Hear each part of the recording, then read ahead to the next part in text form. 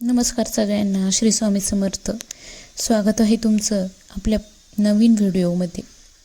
आपल्या हिंदू संस्कृतीमध्ये देवघराला अनन्यसाधारण महत्त्व दिले आहे. आपण म्हणतो ना, देवघर हा आपल्या घराचा आत्मा असतो. घरात रोज सकाळी देवाची पूजा अर्चा झाली, देवांना स्नान घातलं की अख्ख्या घरात एक वेगळाच आनंद आणि सकारात्मकता निर्माण होते. मनाला प्रचंड प्रसन्न वाटतं. घरातील नकारात्मक ऊर्जाही नष्ट होते आणि चैतन्य जाणवू लागतं.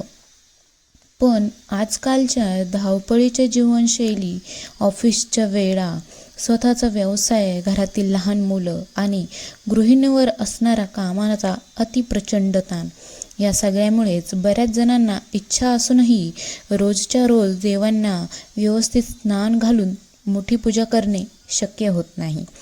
अनेक नोकरदार महिला किंवा पुरुषांचे असे प्रश्न असतात की आमच्या देवघरात मूर्ती आणि फोटो खूप आहेत, पण वेळेअभावी आम्हाला रोज पूजा ही करता येत नाही. मग अशा वेळी काय करावं? काही जण तर वेळेअभावी पूजा करता येत नाही म्हणून देवघराकडे फिरकतही नाहीत. तिथे दिवा किंवा अगरबत्तीही लावत नाहीत. पण मित्रांनो, ही खूप मोठी चूक आहे. असे केल्याने घराला दोष पण लागू शकतो.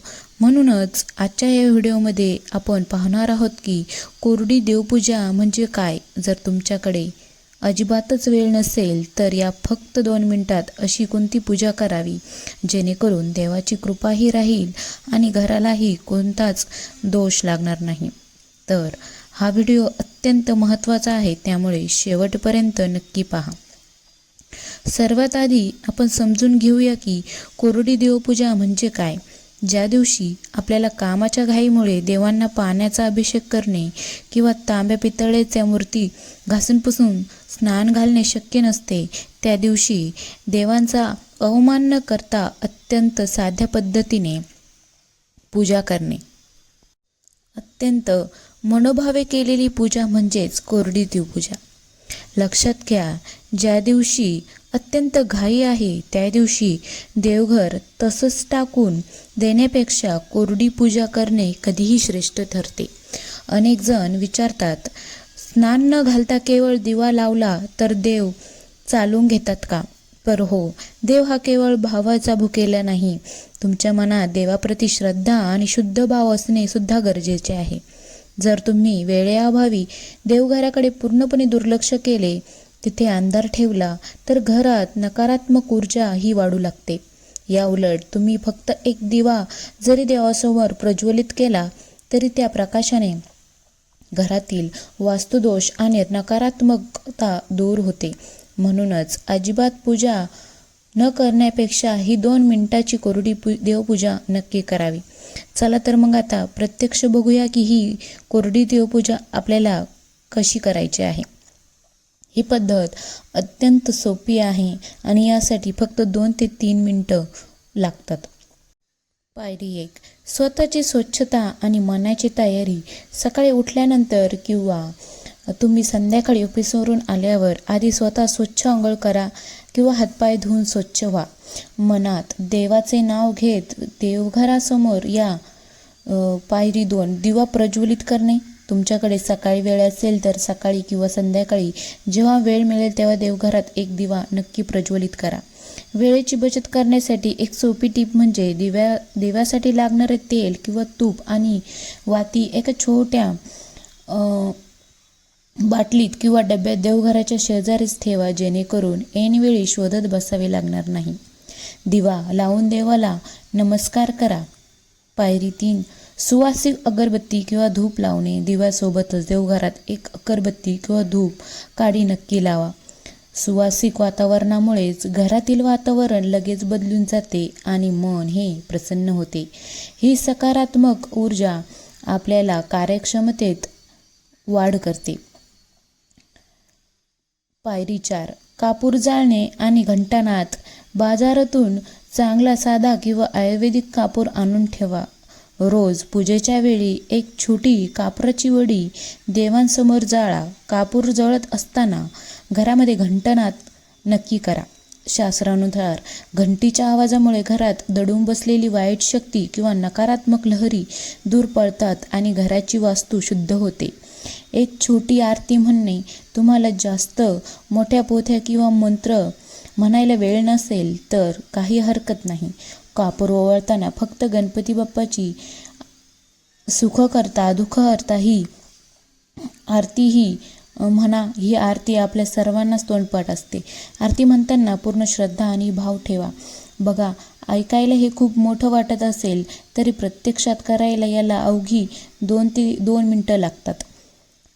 आता कोरडी देवपूजा करताना काही अत्यंत महत्त्वाच्या गोष्टीची काळजी घेणे खूप गरजेचे आहे.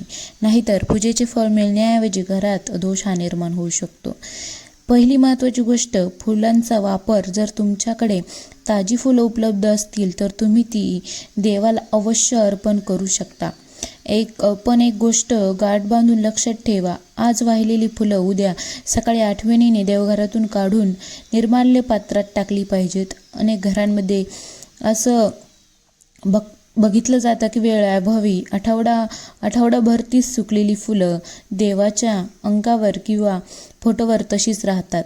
मित्रांनो, सुकलेली किंवा सडलेली फुलं देवघरात ठेवल्याने प्रचंड प्रमाणात नकारात्मक ऊर्जा निर्माण होते. यामुळे घरात विनाकारण कटकटी, नवरा बायकोमध्ये वाद आणि आजारपण येतं. जर रोज फुलं बदलणं शक्य नसेल तर देवाला फुलं वाहूच नका. नुसता दिवा लावला तरी चालेल, पण सुकलेली फुलं देवघरात ठेवू नका. दुसरी महत्त्वाची गोष्ट म्हणजे देवघरात मूर्तीची गर्दी करू नका.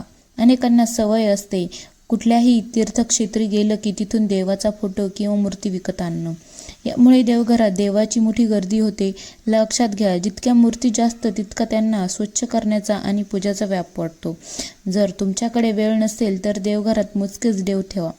जर तुमच्याकडे अशा मूर्ती किंवा फोटो असतील ज्याची तुमच्याकडे वेळेअभावी वर्षानुवर्षे सेवा होत नाही तर त्या मूर्तीचं विनाकारण अवमान करण्यापेक्षा त्याचे विधिवत विसर्जन केलेले कधीही उत्तम. विसर्जन करताना दही भाताचा नैवेद्य दाखवून तुम्ही त्या मूर्ती वाहत्या पाण्यात विसर्जित करू शकता. तेव्हा एखाद्या मंदिरामध्ये देऊ शकता. देवघरात मोजकेच देव असतील तर तुम्हाला रोजच्या रोज त्याची काळजी घेणे आणि कोरडी किंवा ओली पूजा करणे सहज शक्य होईल. आता व्यस्त दिनचर्येत आपल्या कुलदेवीची किंवा कुलदेवांची सेवा कशी करावी असा प्रश्न बऱ्याच जणांना पडतो. कुलदेवीची कृपा असणे घराच्या प्रगतीसाठी अत्यंत आवश्यक असते. जेव्हा तुम्ही ही कोरडी देवपूजा कराल तेव्हा देवासमोर हात जोडून शांत बसा आणि फक्त 11 वेळा तुमच्या कुलदेवीचे नाव घ्या. जर तुम्हाला कुलदेवीचा विशिष्ट मंत्र माहीत नसेल तर तुम्ही ओम ह्लीं क्लीं चामुंडाय विच्चे या नर्वाण मंत्राचा फक्त 11 वेळा जप करा. तुमची ही साधी भोळी भाबडी सेवा देखील कुलदेवीपर्यंत नक्की पोहोचेल. देवांना ठाऊक असतं की तुम्ही संसारासाठी, पोटापाण्यासाठी किती कष्ट करत आहात. त्यामुळे शुद्ध मनाने घेतलेले नावही देव स्वीकारतात. यासोबतच घरामध्ये सुख समृद्धी टिकून ठेवण्यासाठी आणखीन एक सवय स्वतःला लावून घ्या. ती म्हणजे रोज संध्याकाळी तुळशीसमोर दिवा लावणे. तुम्ही ऑफिसवरून कितीही उशिरा घरी या, स्वच्छ हातपाय धुवून तुळशीजवळ एक छोटीशी पंती किंवा दिवा नक्की प्रज्वलित करा. जर तुम्हाला रोज घरासमोर रांगोळी काढायला वेळ नसेल तर ज्या दिवशी सुट्टी असेल किंवा सण असेल त्या दिवशी देवघरासमोर किंवा उंबरठ्यावर एखादे छोटेसे स्वस्तिक, लक्ष्मीचे पावले किंवा फुलांची रांगोळी नक्की काढा. यामुळे घरात कमालीची पॉझिटिव्ह एनर्जी निर्माण होते.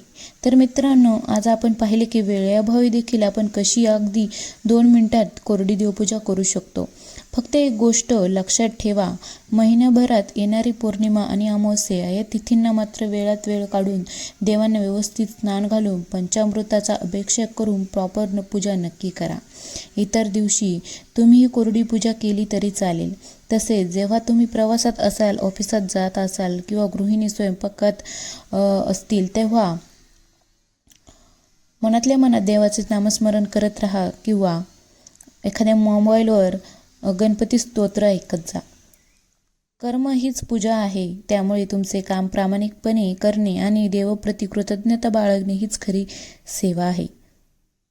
आजपासून देवघरात रोज दिवा लावायला सुरुवात करा आणि घराला लागणारे दोष हे दूर करा. तुम्हाला आजची माहिती कशी वाटली कमेंट करून नक्की सांगा आणि आपल्या चॅनलवर नवीन असाल तर चॅनलला सबस्क्राईब करायला विसरू नका. धन्यवाद. श्री स्वामी समर्थ.